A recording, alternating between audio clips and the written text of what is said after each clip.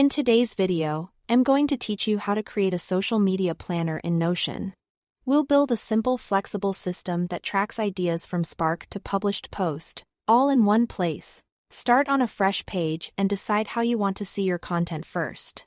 Type /board to spin up a board full-page database, or type /calendar to start with a calendar database. Either option works, and you can add other views later. So pick the one that matches how you think. Boards are great for production pipelines while calendars shine for planning dates. With your database created, add the essential properties that keep each post organized. Click plus, add a property. Create a status property as select, with options like idea, in progress, scheduled, and published. This gives you a clear lifecycle for every post and makes it easy to move cards along as work progresses.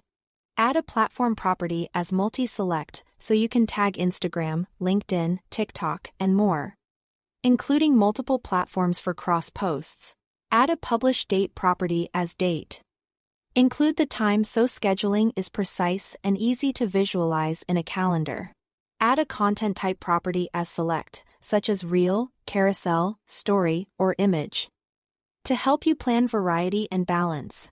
Finally, add a media property as files and media so you can upload draft images or video clips directly to the card. Next, create different ways to view the same database. Click plus add a view and make a calendar view to see your month at a glance and spot gaps in your schedule. Add a board view, grouped by status, for a Kanban-style production pipeline where you can drag posts from idea to published. Add a gallery view to preview your visual assets on the page. This is especially helpful for image heavy content to speed up creation. Set up post templates. Click the arrow next to the blue New button and choose plus New template.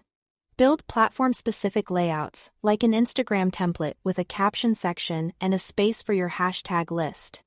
You can pre-fill fields such as platform and content type. Leave publish date blank and include sections for hooks, call to action, and notes. The goal is to standardize your process so every new post starts with the right structure. Once this is in place, simply add new posts, fill in the properties, attach media, and move them through the status stages until they've rescheduled and published. Thanks for watching.